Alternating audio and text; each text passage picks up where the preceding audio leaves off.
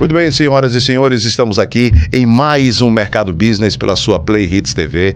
A gente que tem um encontro todos os dias na Manhã Hits, de 8 até as 11 da manhã. A gente também está nesse braço digital aqui da Hits FM. Já faz um bom tempo, né, que a gente se encontra aqui. Creio que já sejam mais de 500 entrevistas com diversos temas, né? A gente recebe muitos artistas, muitos empresários, muitos políticos, né, pessoas de alta relevância e autoridade em seus diversos temas aqui na Play Hits. Então, deixa eu só lembrar para você que não esqueça de deixar o seu like, né, de ativar o sininho para receber as notificações e se inscrever no canal. Caramba, se inscreve no canal aí, muita gente segue a gente. A gente inclusive fez uma festa agora quarta-feira passada, que foi aniversário da Hits. Poxa, foi muito bacana a festa, muita gente que não conhecia aqui começou a participar. Já vamos mais em quase 3 mil visualizações no nosso aniversário, né, que a gente bateu um papo. Eu acho que só não tive ela aqui no programa, foi com a Priscila Senna, mas ela conversou com a gente na rádio. Não, a gente fez o ao vivo com ela aqui também. Priscila Senna, que inclusive vai gravar o DVD no Marco Zero. Já convido você, Priscila Senna, que é nossa parceira aqui. Ela vai estar gravando um DVD. Faltam 19 dias para essa gravação no Marco Zero, aberto ao público, uma festa gratuita, muito bacana. Vai ter uma área reservada, vai fazer uma promoção com uns ouvintes para ir para o camarote da Hits FM, e ela vai receber muitos convidados. Se eu não me engano, já está confirmado Pablo, já está confirmado Simone Mendes, Simone Simaria, Lineker e outros convidados mais que vão estar na gravação da musa Priscila Senna, que vai fazer a gravação do seu DVD. É uma quarta-feira no Marco Zero. E hoje a gente recebe uma pessoa bem importante. Eu acredito, eu não me lembro de ter conversado com ninguém nesse tema ainda. Eu posso até ter conversado e não esteja lembrado sobre o tema nessa área financeira, finanças, economia, tudo mais. Ela que é educadora e palestrante. Hoje recebemos aqui no programa a Suzana Tenório, que vai contar um pouquinho da sua trajetória, da sua vida, contar um pouquinho como funciona esse universo de finanças, que eu desconfio que pelo jeitão dela falar, não é só finanças que ela cuida, não. Ela deve ter outras habilidades, posso até estar errado, ela vai me corrigir. A gente vai saber um pouquinho com a nossa querida Suzana Tenório, que é a nossa convidada de hoje. Suzana, seja bem-vinda, viu? Muito obrigada, André, pelo convite. É um prazer aqui estar falando com você, com os ouvintes, com quem está assistindo a gente. Eu digo que falar sobre educação financeira é o que me toca, e então ter a oportunidade de espalhar a palavra para o máximo de pessoas possíveis é o que me move, né? Então, assim, é sempre muito bom ter esse espaço aqui para conversar. Eu que agradeço, e eu já queria começar a saber de você, Suzana, como foi que tudo começou? Eu sei que você é pernambucana, de Recife, do bairro dos Aflitos. Sim. Né? Como foi que tudo começou na sua vida? Você sempre pensou em atuar nessa área finanças? Imagina-se, eu vou jogar aqui, que eu acho que não tem nada a ver. Não, se ela fala finanças, deve ter se formado em economia. Não necessariamente, né? Não. Fala um pouquinho da tua história, Suzana. Então, André, na verdade, ontem inclusive eu estava palestrando sobre esse tema numa escola aqui no Saber Viver para alunos que estão nessa fase de vestibular, né? Falando que carreira não é uma coisa linear, né? Que quando pequena eu tinha outros sonhos, ser arqueóloga, depois passei por um sonho de diplomacia, mas no fim das contas eu sempre gostei de resolver problemas. Então eu disse assim, acho que a administração é a área que vai me abrir portas, trabalhar dentro das organizações, solucionar. E nisso eu disse assim, então eu quero fazer uma excelente formação. Então eu fui para o Rio de Janeiro como bolsista para a Fundação Getúlio Vargas, porque passei muito bem por lá. Fiz lá 2 anos. Na época eles estavam preparando muito para quase que uma engenharia de produção, então para Petrobras, para Vale, que era o auge naquela época. Mas eu fui picada, né, pelo bichinho das finanças e sobre o mercado financeiro. E aí, com isso, resolvi ir para uma outra instituição, que hoje é o INSPER, antigamente era o IBMEC São Paulo, que é uma das instituições de maior relevância nesse nicho, para cursar a linha de administração mais voltada para investimentos. Sim. E foi isso que eu fiz. Mas depois de 6 anos morando fora, Rio, São Paulo, Minas Gerais, eu resolvi que queria voltar para casa, né? Então, assim, Recife me chamou de volta, no fim das contas, e voltei para cá. E fui trabalhar nesse ambiente organizacional, então trabalhando muito com gestão financeira, com desenvolvimento na área de processos, de revisão de processos dentro das organizações. E para isso eu fui para uma das Big Fours, né? Que é para as consultorias. Eu fui para Deloitte, onde a gente fazia muito trabalho de reestruturação de empresas, da parte de planejamento estratégico, algumas coisas na frente de recursos humanos. Então, assim, abri muito meu leque de atuação, mas sempre dentro do ambiente corporativo. E nisso eu fiquei por muitos anos. Aí foram, acho que, quase 13 anos dentro desse universo de consultoria. Mas durante a pandemia virou uma chave. Porque abriu-se outras portas, outros universos. A possibilidade de você não precisar estar localmente, né, para poder fazer uma atuação mudou muito. Então, as redes sociais surgiram como outra possibilidade, um outro caminho. E organizações eram algo que me tocava. Obviamente, os projetos sempre são muito relevantes, mas eu queria falar diretamente com as pessoas, eu queria transformar vidas. E aí foi nisso que eu disse assim, a educação financeira é algo que sempre permeou por mim, então vou investir nessa frente. E aí comecei na paralela, né? Inicialmente eu estava em licença maternidade, comecei a tocar essa frente de redes sociais com educação financeira, criando conteúdo de valor. Mas eu ainda não estava satisfeita, então decidi que era aquilo que eu ia seguir. Mudei de ramo completamente, comecei a investir totalmente na educação financeira, fazendo um movimento de consultoria, de cursos, de palestra. E deu muito certo. A gente rapidamente bateu 1 milhão, continuamos aí, hoje temos 1,6 milhões em todas as redes, estamos criando muito conteúdo de valor, falando sobre educação financeira, sobre transformação de vida e muito da ideia de, eu digo que é sair da renda apertada para casa quitada. Porque eu digo que um dos temas que mais mobiliza hoje no Brasil a transformação financeira é o sonho da casa própria.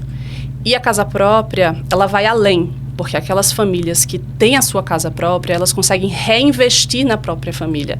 Reinvestir principalmente nos filhos.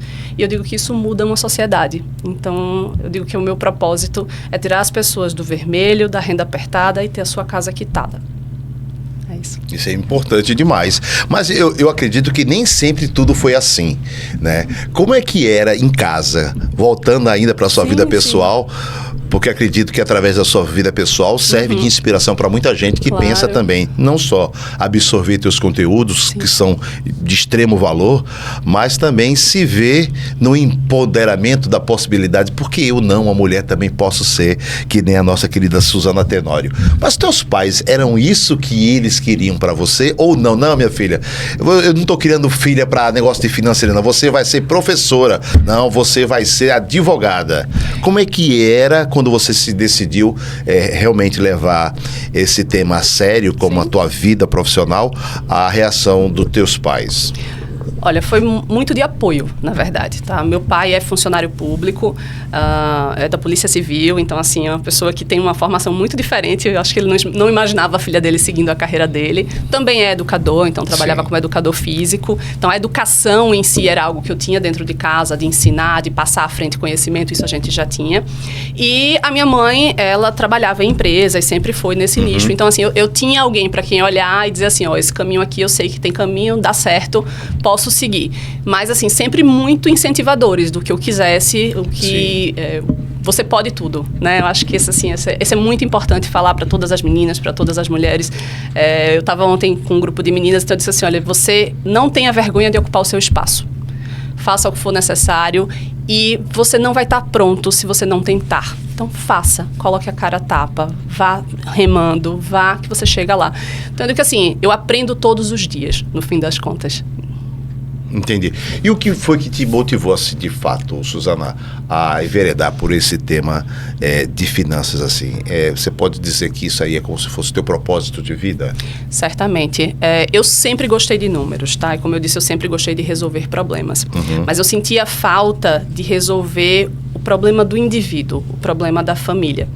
E a educação financeira é o caminho para mim.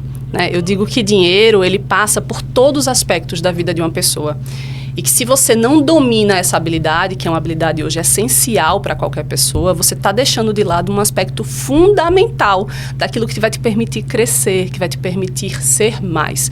Então, eu digo que, sim, eu falo hoje sobre finanças como propósito e como por acreditar que é uma ferramenta de transformação na vida das pessoas e na vida de famílias, e principalmente na vida de mulheres, porque a gente vem de uma cultura, né, de dependência financeira que vem mudando certamente ao longo dos anos, mas que ainda assim precisamos reforçar, porque temos casos, né, frequentemente de violência doméstica, de violência domiciliar, e uma mulher independente financeiramente, ela pode escolher o caminho dela, ela consegue suprir para os filhos dela, e essas famílias crescem e se viram coisas muito mais bonitas, muito maiores.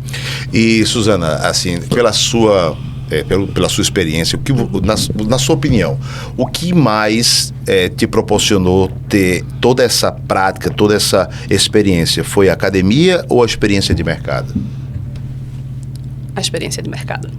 Olha, a academia, ela abre a mente, certo? Eu acho que você precisa ter repertório. Então, enquanto muitos falam, você não necessariamente precisa fazer uma faculdade, eu entendo que a faculdade é parte do processo, porque ela lhe dá repertório de vida, né? Ela abre para você outras frentes. Então, assim, você tem aulas de filosofia, de português, e tudo isso vai transformando você como indivíduo.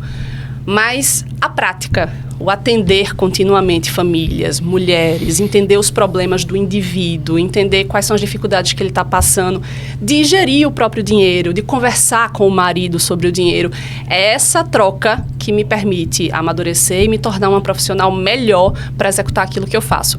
Então, eu digo que cada cliente, cada pessoa que eu atendo, cada seguidor que me manda uma dúvida e que eu respondo, eu estou continuamente aprendendo. Até porque os desafios eles vão mudando ao longo do tempo, né? Então, assim, é uma curva de aprendizado constante. Você fala muito de aprendizado, mas você também assim, uma pessoa que desenvolveu sua própria metodologia, sim, né? Sim. E como foi isso e como é que funciona? Quais são os pilares dessa tua metodologia? Porque o pessoal deve estar em casa, deve estar se perguntando, caramba, chegou a minha grande oportunidade de, seja de uma dona de casa, uma pessoa bem simples, a um alto escalão de empresários que precisam ter essa parte operacional, organizacional da empresa resolvida, que é a parte das finanças, né? Sim. As finanças, elas se resumem apenas no dinheiro ou tem todo um processo até chegar no receber e pagar? Veja, eu digo que um dos aspectos hoje que a gente mais fala sobre finanças é de finanças comportamentais, tá? E que tudo começa muito na sua mentalidade. Porque a gente traz, sim, uma série de crenças de infância, de como os pais da gente disseram que era lidar com dinheiro, que pessoas ricas, né, têm os seus problemas, que o dinheiro é sujo. Então, tem uma série de crenças, de bagagens, de vieses que a gente traz de mentalidade. Entender isso é importante. Então, assim, eu gasto, Suzana, sem saber porque eu estou gastando. Eu gasto de forma impulsiva. Entender o que é gatilho para você. Eu faço isso quando eu estou cansada. Eu faço isso quando eu quero extravasar porque eu estou me sentindo muito pressionada. Entender esse aspecto mental, ele é muito importante. E aí aqui eu quero deixar uma mensagem, assim, para quem gasta sem controle, substitua o eu mereço por eu posso. O que é que eu quero dizer com isso? Muitas vezes a pessoa trabalhou o dia todinho, está cansada, está voltando para casa, passa na frente de uma loja e tem uma oportunidade de compra. E aí você vai lá e... Eu mereço, estou tão cansado. Aí vai lá e gasta. Então, esses gatilhos de compra, você tem que estar atento e você tem que entender que não é o eu mereço. É o eu posso. Então você... Eu posso como você diz, eu posso. Eu posso? Será que eu posso? Ou eu vou fazer porque eu tenho esse dinheiro guardado? Então, eu posso porque eu planejei o meu orçamento. Eu sabia que eu tenho naquele mês, vamos lá, R$100 disponível para gastar com vestuário. Então, eu posso comprar aquela blusinha que eu vi na vitrine sem problema. Porque eu já pensei antes, quando eu estava ali racional, né? Eu fiz essa tomada de decisão antes, me organizei, posso comprar. Então, você sai do ciclo do eu mereço e entra no ciclo do eu posso. Então, saindo desse âmbito da mentalidade, né, eu digo que a gente vai para o âmbito que eu chamo dentro do meu método de vida, que é você entender que você cotidianamente vai tomar decisões em relação ao seu dinheiro. E a educação financeira é exatamente isso, é você ter um conjunto de conhecimento, de habilidades e de atitude com relação ao seu dinheiro que você te faz tomar decisões mais embasadas, mais informadas. Não uma decisão de, estou tomando essa decisão agora. Você se planejou e você se preparou, né? Então, dentro desse escopo de vida, se eu puder dar aqui uma dica rápida para a pessoa começar a se orientar, pense nas suas despesas como 3 potes. Eu digo que assim, é o mais simples que eu posso explicar. Tem um pote que a gente chama de pote das necessidades. É ali que tem tudo a ver com seus boletos, com todas as suas despesas que você tem mais dificuldade de ajustar rapidamente. Então pensa moradia, transporte, alimentação básica, saúde. Todas essas despesas estão dentro daquele pote das necessidades. Esse é o primeiro pote que você tem que dar conta de pagar. Depois você tem um segundo pote, que é o pote das vontades. Aqui está tudo que está relacionado ao seu estilo de vida. Então, tem a ver com despesas com restaurante, com bem-estar, com... eu gosto de fazer a unha, Suzana. Tá tudo bem, você pode fazer a sua unha, você só precisa planejar e saber que existe aquela despesa. Então, tá dentro ali da vontade. E aí, muita gente vai se perguntar assim, Suzana, mas quando aperta mesmo, eu corto todas as minhas vontades. E aí que eu digo, não funciona. Porque quando você faz isso, você em algum momento você vai compensar. E aí você volta para o modo eu mereço e não para o modo eu posso. Então, é melhor você planejar, ainda que valores pequenos, para gastar com as suas vontades, do que não planejar e gastar de forma impulsiva, de forma compulsiva. Então, temos os potes da necessidade, temos o pote da vontade. E aí tem o pote que eu acho o pote mais maravilhoso de todos, que é o pote dos sonhos, que é o pote dos objetivos. Porque eu digo que criança tem sonho e adulto tem objetivo. Que a gente pega lá aquele sonho, a gente vai dar um prazo para ele, a gente vai dizer quanto é que ele vai custar, e aí a gente define um objetivo. Então, esse pote aqui dos sonhos ou dos objetivos é o alvo de todo mundo. E aí, esse pote ele pode ter diversos níveis de complexidade, né? Ele pode falar de investimentos aqui, e aí a gente teria que falar sobre renda fixa, renda variável, montar uma carteira. Mas eu gosto do simples, porque eu digo que falar... Hoje eu tenho 1,6 milhões de pessoas nas minhas redes, né? E aí, se você pensar estatisticamente, essas pessoas são... A maioria delas ou estão endividadas, porque no Brasil 78% das pessoas, das famílias estão endividadas, ou ele está no campo ainda sem reserva financeira, sem nenhum dinheiro que dá segurança para ele e para a família, porque 67% dos brasileiros estão assim. Então, eu gosto de falar para esse público, porque é onde eu transformo mais. Então, pense no terceiro pote, o pote dos sonhos para você. O primeiro marco é a sua reserva de emergência. Então, é começar com R$1.000, depois você vai ter um mês de todas as suas despesas guardadas, até chegar ali em 6 meses. E esse é aquele colchão que vai te trazer paz. Essa história dos potes faz parte dessa tua metodologia? Sim, sim. Porque foi a forma como eu encontrei de simplificar um conceito que para a maioria das pessoas é tão difícil de abarcar. As pessoas têm muita dificuldade de falar sobre dinheiro.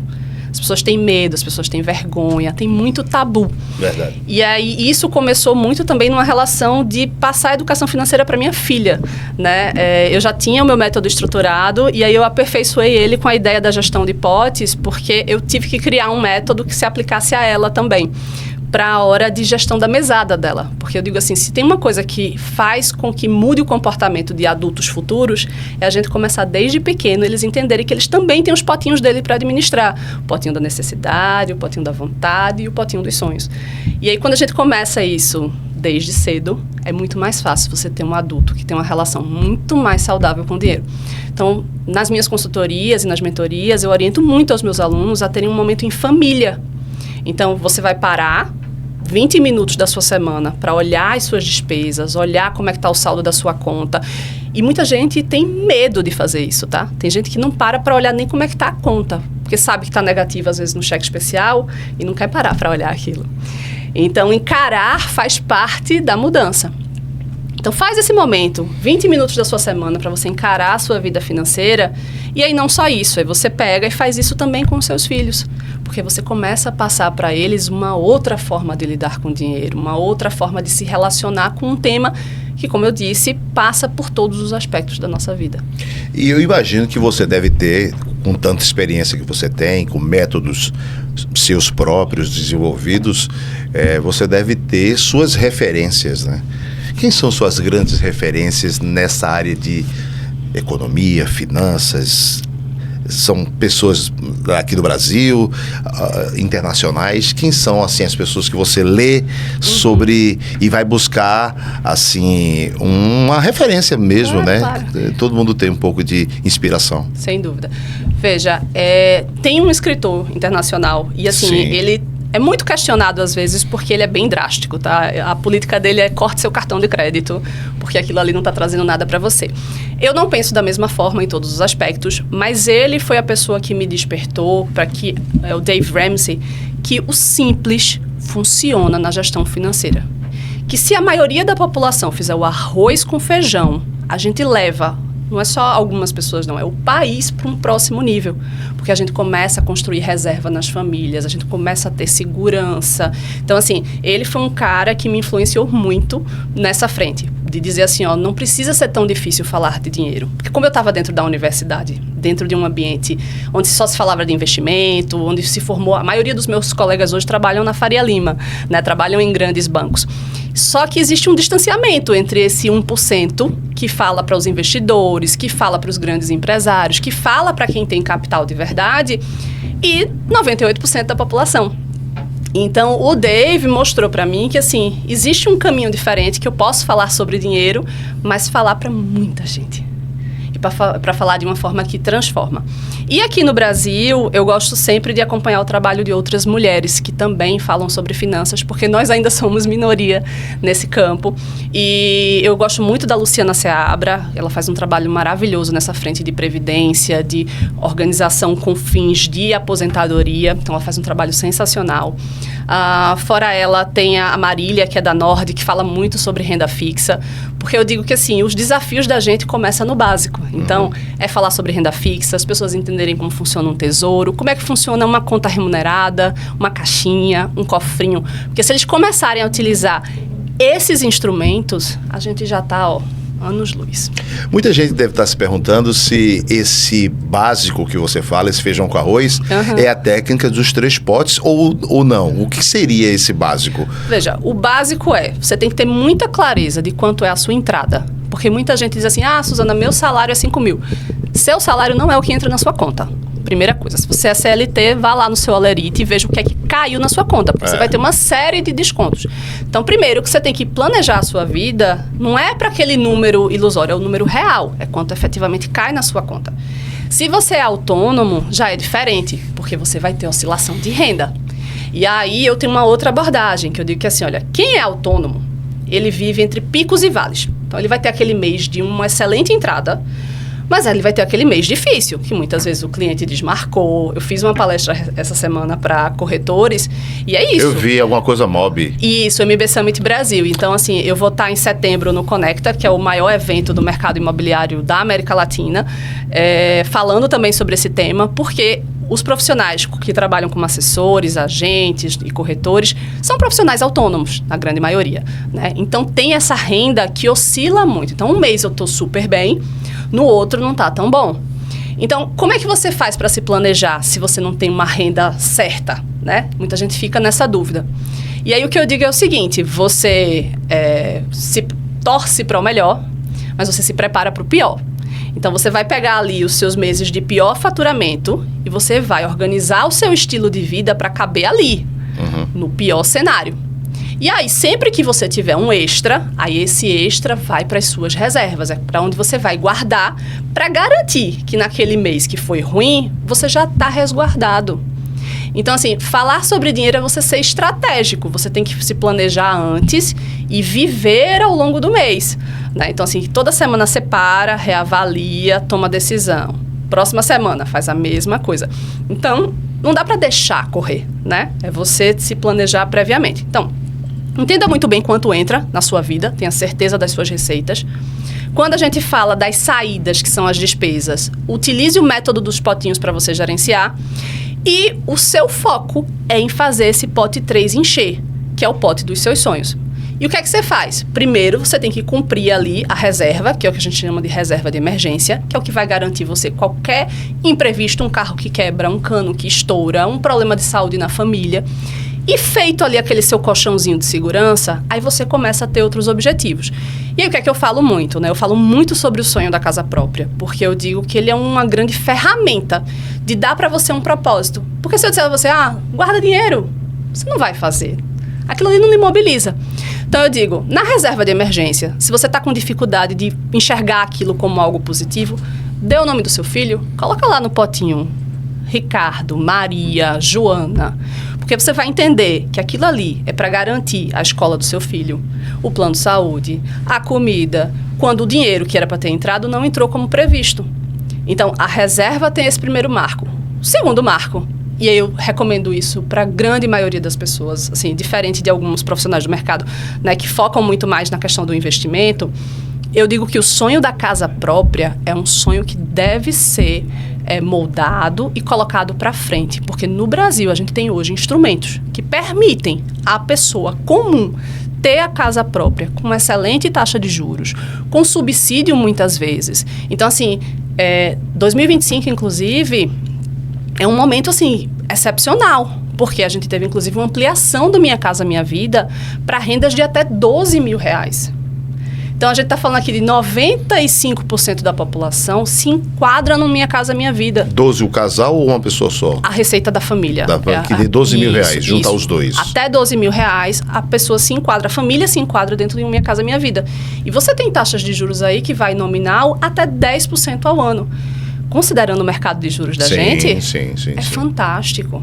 E assim, o financiamento imobiliário, e aí muitas vezes a pessoa chega para mim falando, é um projeto de 30 anos, Suzana. Não é de 30 anos, tá? 30 anos é porque para hoje é aquela parcela que cabe no seu salário. Mas eu digo que, e essa é uma curiosidade talvez sobre mim, no meu Instagram, nas minhas redes, eu falei sobre a amortização, né, que é aquele mecanismo que você tem de fazer um pagamento adicional no seu contrato de financiamento e que reduz muito o prazo dele. Então, assim, a grande maioria das famílias dos meus clientes pagam em até 10 anos um financiamento de 30, porque vão amortizando. E eu falei sobre amortização, a gente foi fazer umas contas recentemente para mais de 90 milhões de pessoas. Caramba. Então, assim, eu digo que é quase como pregar, né, o conceito da amortização, porque se você financiar a sua casa e você se planejar financeiramente, você vai amortizando e você quita o que era 30 anos em 15, em 12, em 10. Em alguns casos, eu monto planos para algumas famílias que quitam em 5 anos. E aí você tem um patrimônio, algo seu. Sim. Você sai do aluguel. Então, assim, eu digo que casa hoje é um instrumento de transformação. Se planeje. Se você não tem a sua, se planeje, se organize.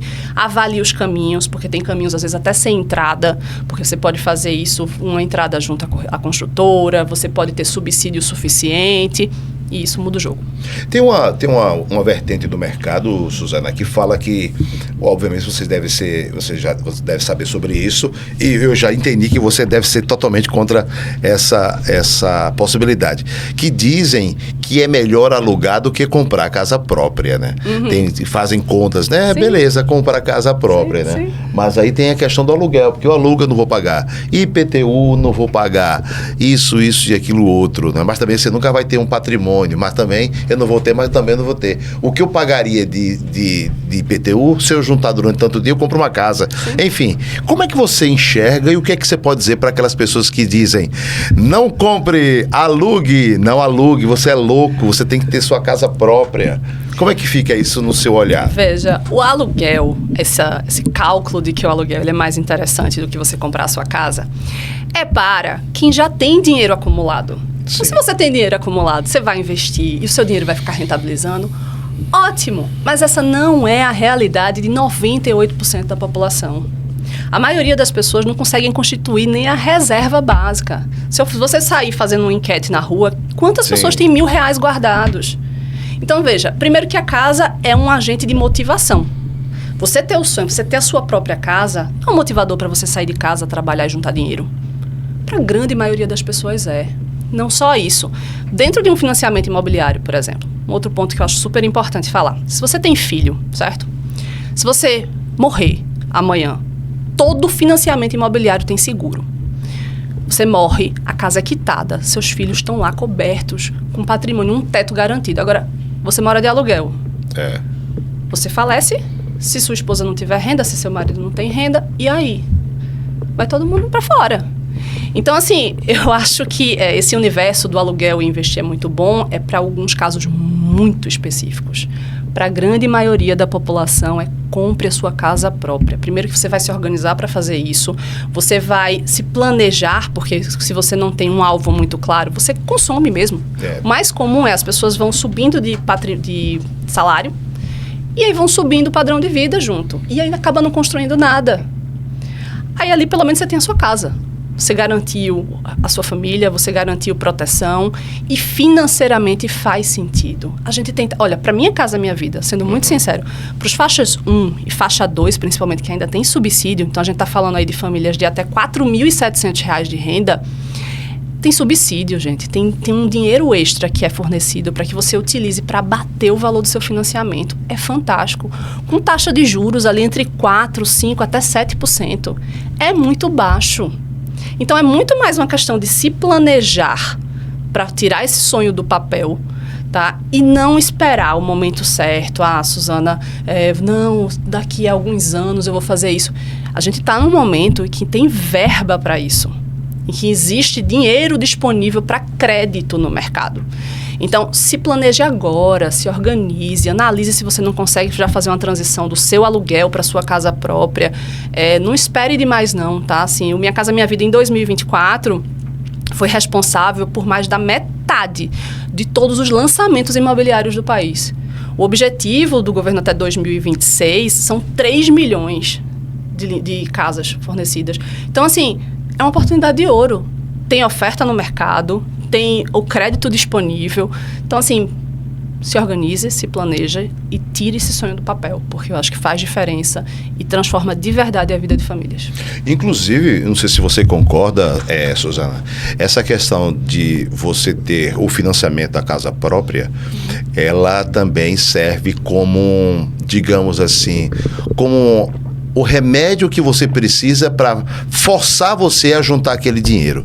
Exemplo, você não consegue juntar a grana, não consegue tal. Mas a partir do momento que você tem um compromisso de um boleto da vida, sim, em 30 anos da sua vida você tem que aquele... Você meio que tipo assim, eu posso fazer qualquer coisa, mas eu não posso deixar para pagar o boleto, porque é a casa, é onde eu moro, se eu não pagar, eu tô fora, eu vou perder a casa. Sim. Então, recebi, já paga logo o boleto. Sim. Que talvez, se você não tivesse esse boleto, ou seja, a casa simbolizada num pedaço de papel de um compromisso bancário, você não consegue. Então, eu acredito que a casa em si, ela serve como motivadora para provocar e trabalhar para a pessoas que não tem esse autocontrole de repente fazer o jogo dos 3 potes.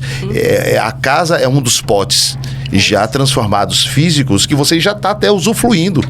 É um sonho real, é um sonho onde você pode, através daquele compromisso todo mês, já manter aquele dinheiro que é intocável do que você recebe, até porque dependendo já é descontado, né? No próprio, não sei, no salário, enfim.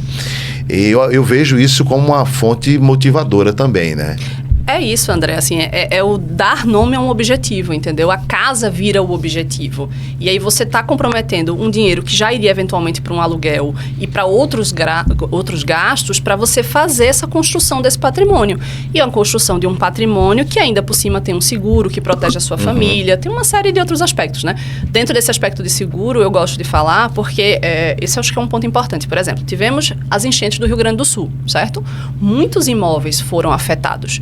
Se você está dentro de um financiamento, você tem um seguro, que é o seguro DFI, que é um seguro que cobre exatamente para reorganizar essa casa que foi afetada. Então, assim, por um mecanismo, obviamente, do mercado de crédito para proteger esses financiamentos, esses seguros são seguros obrigatórios, mas que são extremamente importantes e que resguardam famílias que muitas vezes, se não fossem obrigados a pagar esses seguros, porque está dentro do financiamento, não os teria. Então, assim, eu entendo como um instrumento fantástico de progressão social, de abrir portas para inúmeras famílias. E tem um dado muito interessante, tá? 65%, as casas hoje são o principal patrimônio de 65% das famílias brasileiras. E por estudos que você tem aí da ONU Habitat e tudo mais, essas famílias estão conseguindo reinvestir nos próprios filhos. Então, assim, a gente tem crianças que estão concluindo a fase de escola, estão começando faculdade, estão crescendo profissionalmente e crescendo, puxando suas famílias para um outro nível social, porque conseguiram vencer o primeiro marco, que é ter um teto seguro sobre as suas casas. Então, assim, é aquilo que eu falo. Eu não falo para 1%. Eu estou falando para 95% da população. Então, eu quero encontrar mecanismos que mobilizem essas pessoas a terem uma relação completamente diferente com o dinheiro delas. E como a gente vive num país em que, infelizmente, a educação financeira ainda não é para muito poucos, né? Acho que é um trabalho de formiguinha, mas que eu digo que eu chego lá. E com relação a essa questão da estabilidade financeira, quais são os erros mais comuns que as pessoas fazem, Suzana? Um deles é aquilo que eu estava dizendo a você, subir o padrão de vida. Então, assim, comecei a trabalhar, e aí começa desde lá do começo, né? Por isso que eu digo que a gente tem que educar desde pequeno. Ele começa a trabalhar, tem o primeiro salário dele. Poxa, tô com dinheiro, vou consumir. E aí gasta o salário inteiro. Aí teve um aumento. Esse aumento, ao invés de virar uma reserva, um colchão para ele, não. Aí sobe o padrão de vida também. Então, a gente vai naturalmente, sobe o salário, melhora a casa, sobe o salário, troca de carro, sobe o salário, troca a escola do filho, compra um celular. E aí nisso não se existe a prática de construir uma reserva financeira. E é essa reserva financeira que lhe dá tranquilidade não só hoje, para uma eventualidade hoje, mas a gente tem que pensar que a gente vai cada vez viver mais. Então, a gente tem hoje um sistema de previdência? Tem, mas vale a pena ter um sistema de previdência complementar. Então, vá juntando dinheiro para a sua aposentadoria, mas assim, eu digo que é um marco de cada vez. Foque em ter uma reserva, no mínimo 10% do seu dinheiro mensal, de tudo que entra, você precisa tentar guardar. Eu sei que para muitas famílias que estão no começo, ali, né, das faixas de renda mais baixas, 5% já é um grande esforço. Mas faça, que seja R$50. A relação com o dinheiro muda à medida que você vai criando aquilo como um hábito. Então, nunca juntei nada, Suzana. R$50. Se você puder, automatize da sua conta. Bateu o seu salário na conta, entrou o dinheiro, joga esses 50 para uma conta separada para começar a guardar. Ter essa prática de guardar, o hábito de guardar. De guardar. Era o que eu ia perguntar. A pessoa com um salário consegue planejar e ter um conforto lá na frente, mesmo com um salário mínimo? Consegue, porque veja, ela não vai ter um salário mínimo pro resto da vida. De repente o que é pouco pra gente pode ser muito pra outra pessoa, isso, né? Como você falou, R$50 é tão pouco, mas talvez pra você. Exato. Mas pra outra pessoa é muito, né? Exato. E veja, as pessoas aqui no Brasil, a gente tem essa cultura de rendas extras. A pessoa tem o trabalho dela, mas faz um bolo no final de semana, né? Tem sempre uma renda complementar. E aí é talvez mudar essa chave para uma parte de toda essa renda ser direcionado para uma reserva. E à medida que eu digo que assim que a pessoa vai ganhando fôlego, vai ganhando... É quase quando você começa a correr e você sai daquela inércia, né? Vai virando uma atração. E aí o que era 50 vira 100, vira 150. Depois que você junta os primeiros 1.000... eu tive várias alunas que saíram da dívida. Quando tem o marco do 1.000, todas me mandam mensagem: Suzana, eu tenho R$1.000 parado numa conta que eu posso olhar para aqueles R$1.000. Agora, eu digo assim, muito bem, vencida essa etapa, temos um próximo alvo. Então, é sempre isso. Você vai subindo as escadinhas e você vai vencendo. Então, assim, para muitas famílias vai ser vencer o endividamento. Então, vamos lidar com o endividamento. Mas eu digo sempre, antes mesmo de você ir lidar com dívida, você precisa ter uma reserva mínima guardada. Porque senão, vai ter um próximo imprevisto e aí você vai precisar de um dinheiro mais caro, porque você já tem dívida. Você vai precisar de um dinheiro mais caro. Então, foque primeiro em fazer uma reserva ali, seus primeiros R$1.000, depois seus primeiros 5, seus primeiros 10.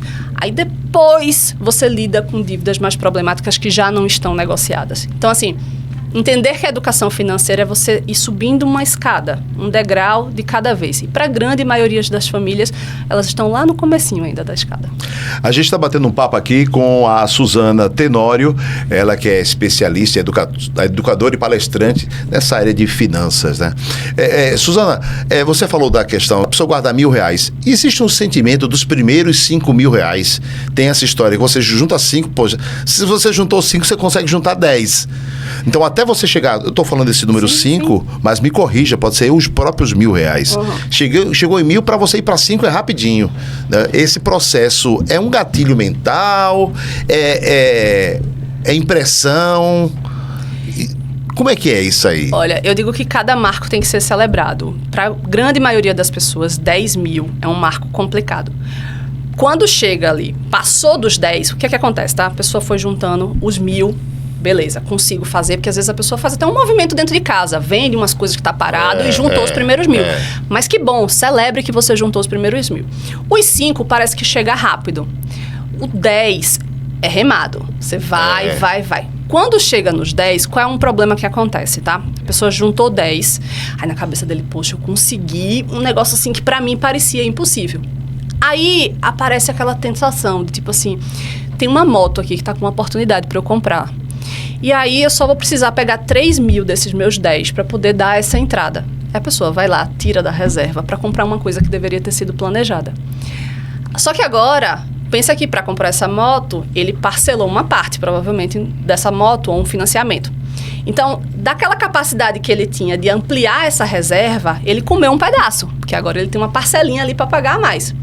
Então, dos 7 que ele tem para chegar aos 10, vai ser muito mais difícil. Porque existe um compromisso Porque ali. já existe um compromisso com uma parcela antes, que não tinha antes. Que a parcela era justamente o que ele juntava para poder ter os 10 que ele juntou. Exatamente. E aí você começa a ter uma dificuldade de novo para chegar nos 10.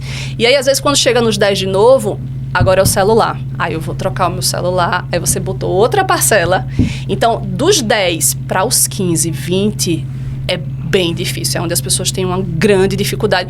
Óbvio que vai depender da faixa de renda da família, né? Mas eu tô falando aqui da grande média brasileira. Então, esses 10 aos 20 é super difícil.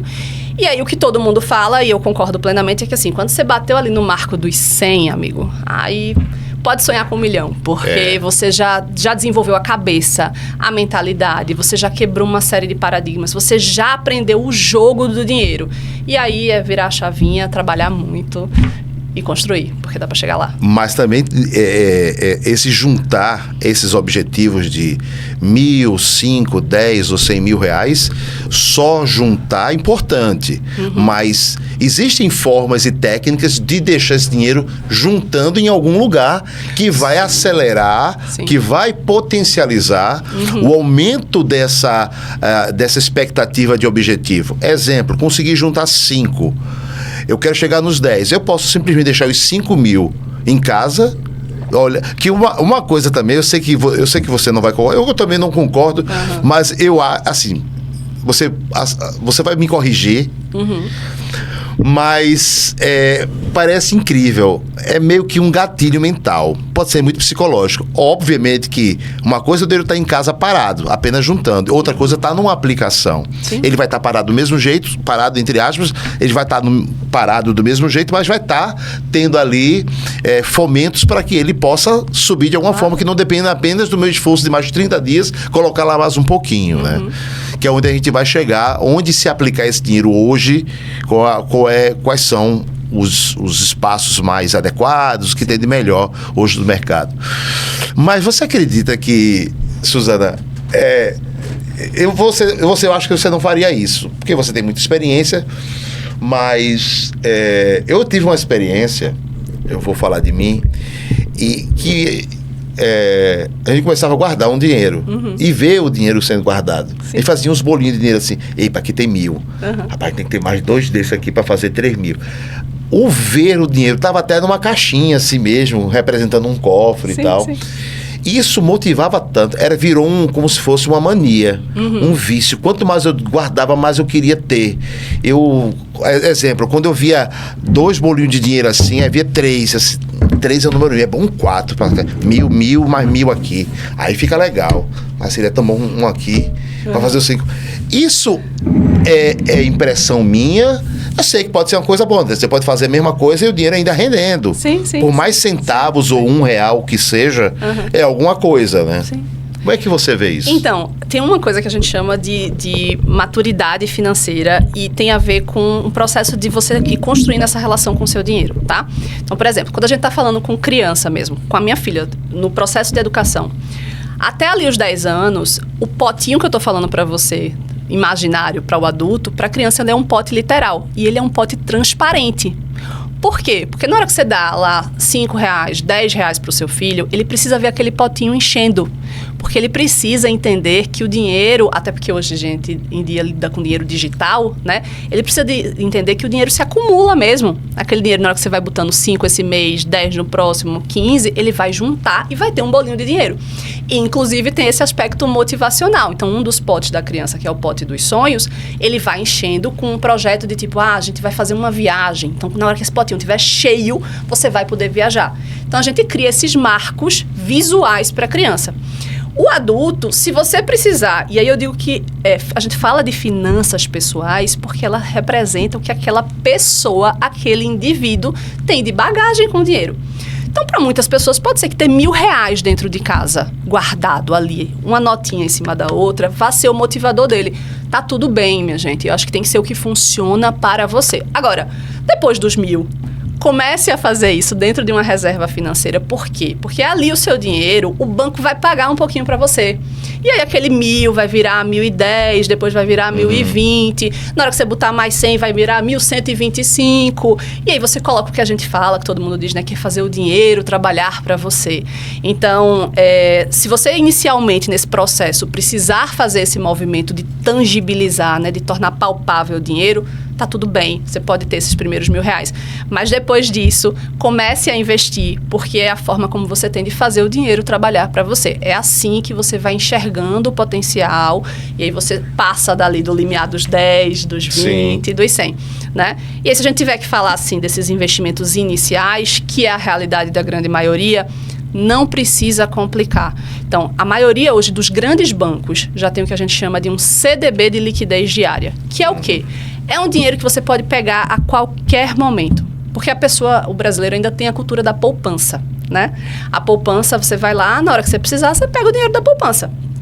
Mas rende muito mal.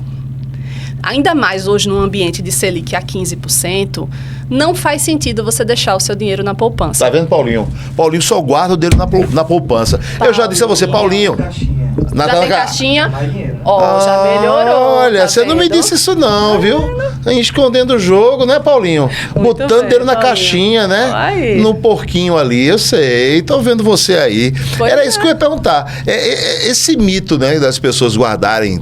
Entendo, no passado não tinha tanta variação, né? Os nossos pais, bote na poupança, que tinha um certo rendimento, que tem. Mas se o próprio banco tem essas possibilidades de caixinhas, 115% do CDI, né? Por que ele ainda oferece a poupança? Porque tá ali, pega aí se tu quiser. Não, a poupança ele é um instrumento hoje que, inclusive, ainda funciona financiando, por exemplo, o financiamento imobiliário, né? É um dinheiro super barato que os bancos pegam para poder financiar outras coisas. E é por isso que a gente diz, ele paga pouco. Então, é um instrumento que existe, é um instrumento que é isento de imposto de renda, mas veja, nessas outras aplicações é tudo descontado na fonte. Então, nem se preocupe com esse aspecto. Você pode pegar uma caixinha, porquinho, cofrinho, né? Hoje em dia deram vários nomes diferentes em cada instituição financeira, mas esses instrumentos de conta remunerada já são excelentes. É o primeiro passo. O que eu digo é o seguinte, não complique a sua vida. Se você não fazia poupança, reserva até pouco tempo atrás, você não precisa ir para o caminho mais difícil. Comece no simples. Pega o seu banco. Seu banco tem o quê de instrumento? Tem uma caixinha, Suzana. Ótimo, usa a caixinha. Tem um porquinho. Usa o porquinho. Não, Suzana, meu banco não tem isso. Tem um CDB. Certamente ele tem um CDB de liquidez diária e todos os bancos grandes hoje estão pagando ali 100% do CDI, exceto Caixa e Banco do Brasil. Mas todos os outros remuneram 100% do CDI. Pode deixar lá, é um dinheiro que você pode pegar amanhã se você precisar, hoje se você precisar desse dinheiro, não tem problema, mas o seu dinheiro ali, tá com capacidade de se multiplicar sozinho, só ele lá parado.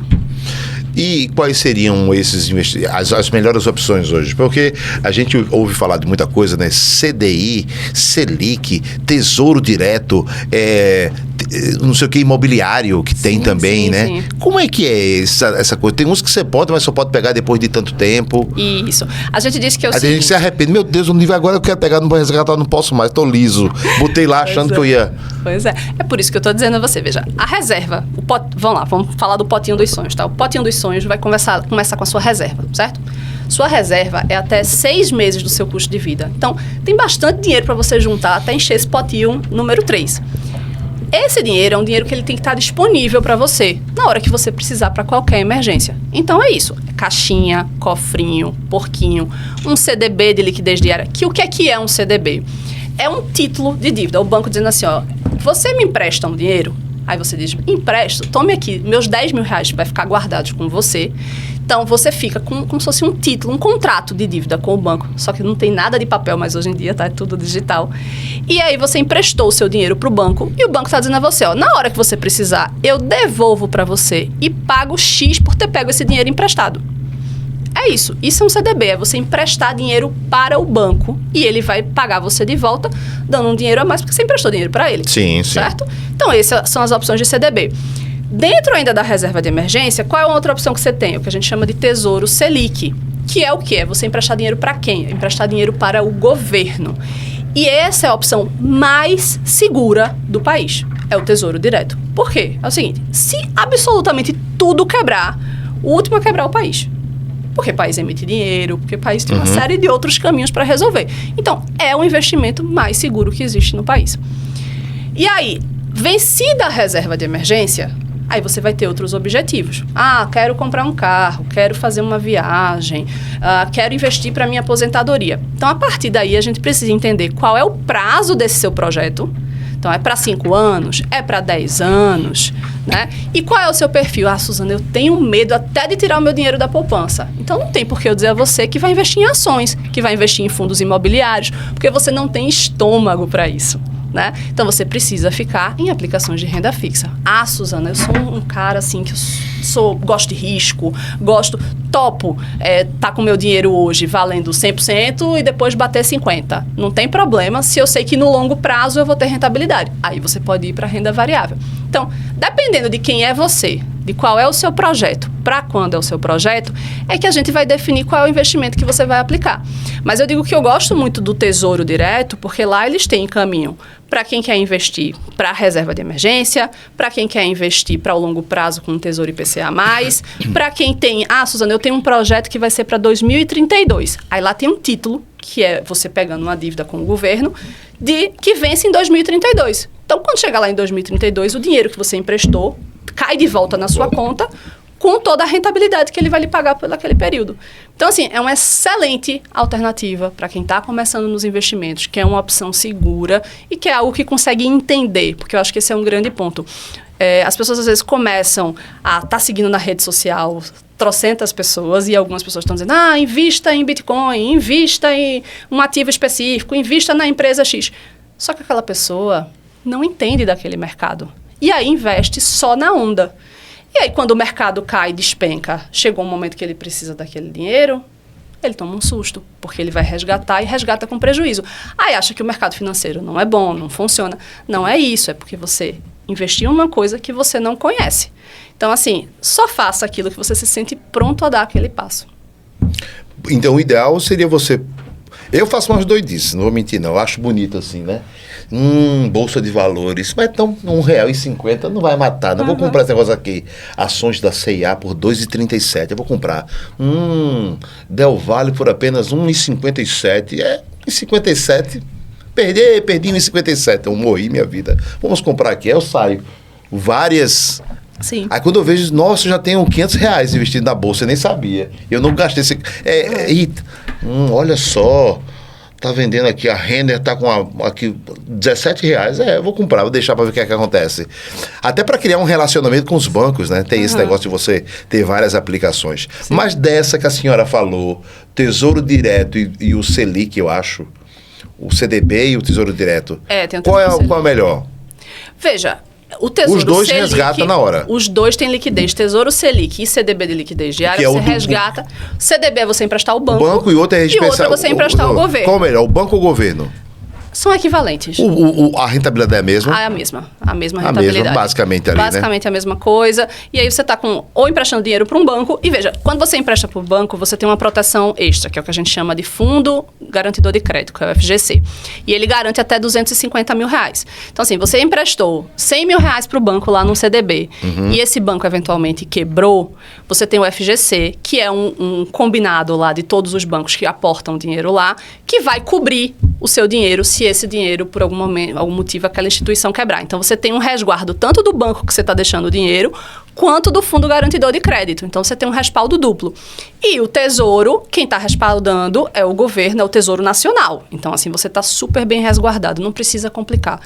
Tanto um quanto o outro que você se sentir confortável para fazer, pode dar o espaço. Essa comunidade que a senhora tem aí, mais de 1 milhão... 1.600.000 seguidores, né? A responsabilidade é muito grande de estar à frente dessas pessoas, né? De influenciar tantas pessoas com dinheiro, né? Como é que a senhora se sente, esse rapaz, o povo pensa que eu sou o banco, né? Que tá, essa consultoria, não deixa de ser, porque o que você faz, obviamente que devem ter outros processos nas suas palestras, mas esse básico, digamos assim, eu acho que é motivo também de alegria, né?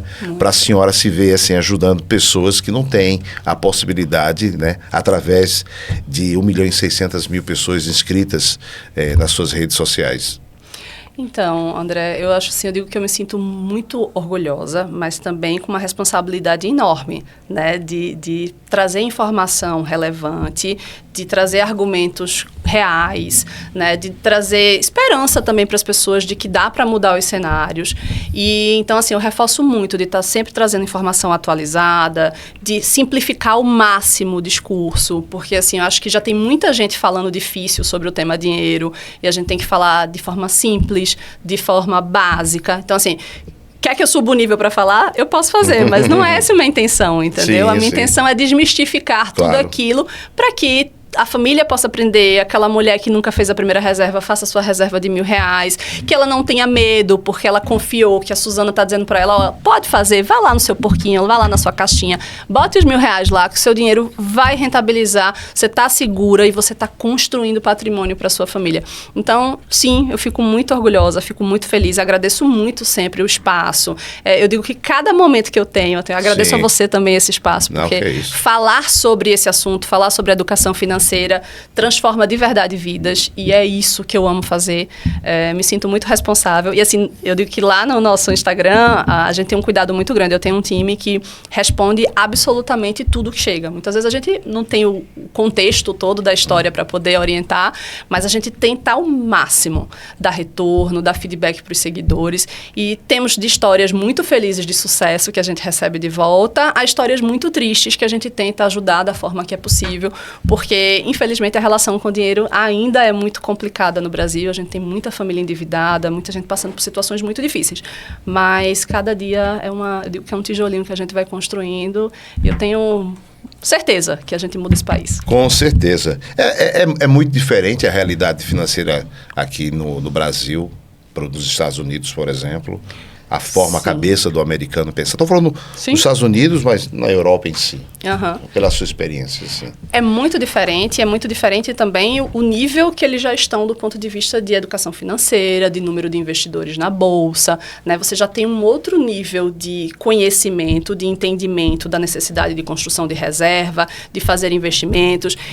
Eu falo aqui que a gente tem que vencer hoje um simples ainda, mas lá falar sobre ações é normal, todo mundo tem carteira, entendeu? Então, se eles já estão num outro patamar de vida.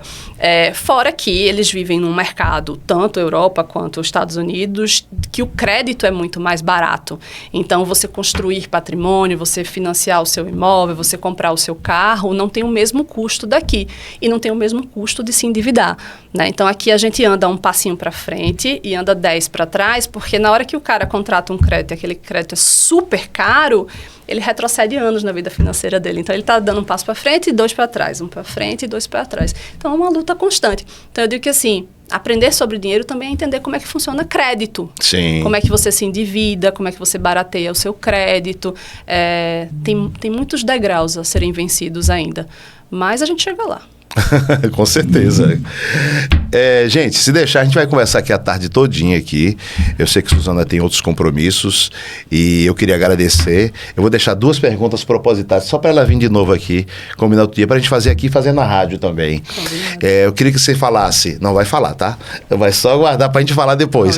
Eu quero saber sobre Bitcoin, se é um bom investimento ou não, as criptomoedas em si, e consórcio versus financiamento. Vou pro consórcio, vou pro financiamento. E aí, o que vocês acham? A gente traz a Suzana para falar sobre esses temas aqui depois com a gente no Mercado Business. Suzana, muito obrigado pela sua presença aqui. E eu queria que você deixasse suas redes sociais. Queria que você se desse as suas considerações finais, falando pro público que está em casa nessa câmera.